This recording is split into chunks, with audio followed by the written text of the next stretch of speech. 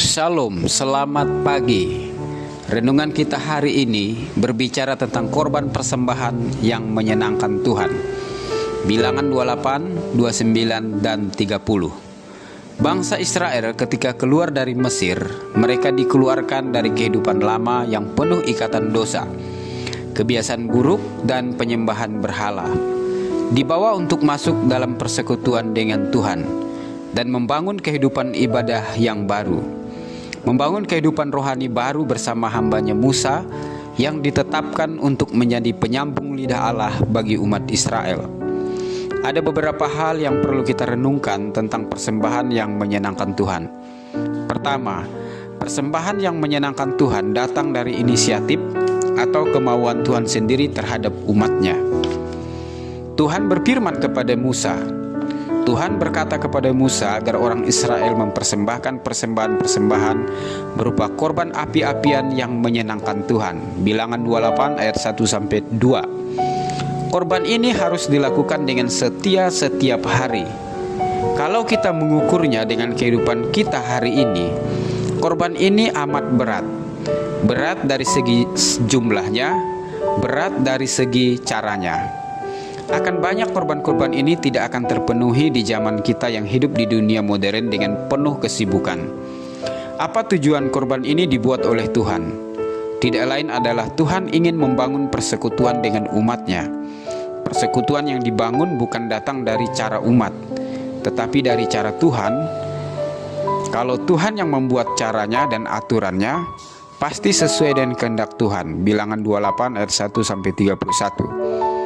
Hari-hari ini kita sebagai umat Tuhan harus berhati-hati, menilai, menimbang, dan memasuki ibadah. Jangan sampai ibadah yang kita lakukan rasanya sangat menyenangkan, tetapi ibadah itu tidak menyenangkan Tuhan. Persekutuan dengan Tuhan selalu menuntut pengorbanan. Pengorbanan waktu, tenaga, pikiran, kehendak, dan perasaan kita. Tuhan sering mengingatkan Israel tentang korban persembahan. Tuhan tidak membutuhkan korban-korban persembahan ini, karena semua binatang di padang adalah milik kepunyaan Tuhan.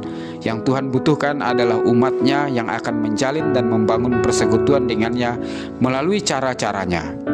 Setiap korban-korban harus diresponi dengan ketaatan hati dan kesetiaan. Kedua, pertemuan kudus harus dilakukan dengan persiapan. Pada bulan yang ketujuh, pada tanggal 1 bulan itu, haruslah kamu mengadakan pertemuan kudus. Maka tidak boleh kamu melakukan suatu pekerjaan berat. Itulah hari peniupan serunai bagimu. Bilangan 29 ayat 1. Tuhan mengingatkan umat Israel untuk berjumpa dengannya diperlukan persiapan.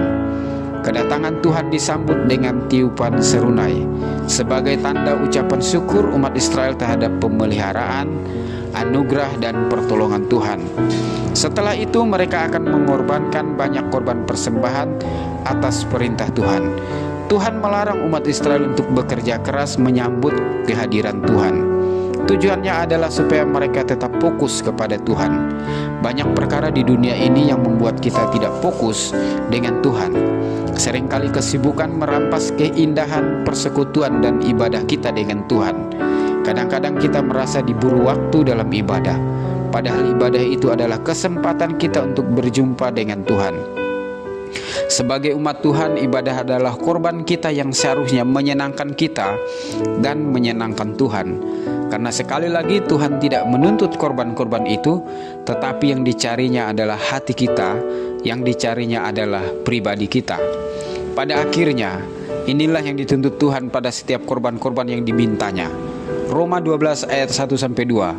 Paulus mengatakan, "Karena itu saudara-saudara, demi kemurahan Allah, aku menasihatkan kamu supaya kamu mempersembahkan tubuhmu sebagai persembahan yang hidup, yang kudus, dan yang berkenan kepada Allah. Itu adalah ibadahmu yang sejati." Korban persembahan yang menyenangkan Tuhan adalah ketika kita mempersembahkan hidup kita, yaitu tubuh kita ini, sebagai korban yang hidup, yang kudus, dan berkenan kepadanya. Tidak menjadi serupa dengan dunia. Kita yang beribadah kepada Tuhan seharusnya tidak serupa dengan dunia ini. Kita harus mengalami perubahan dan berusaha terus untuk berkenan kepadanya. Saudara yang dikasihi Tuhan Yesus, bukan korban-korban persembahan yang dituntut Tuhan, tetapi hidup kita dan hati kita lah yang dicarinya. Semoga hidup kita dan hati kita ini menjadi korban yang menyenangkan hatinya. Amin.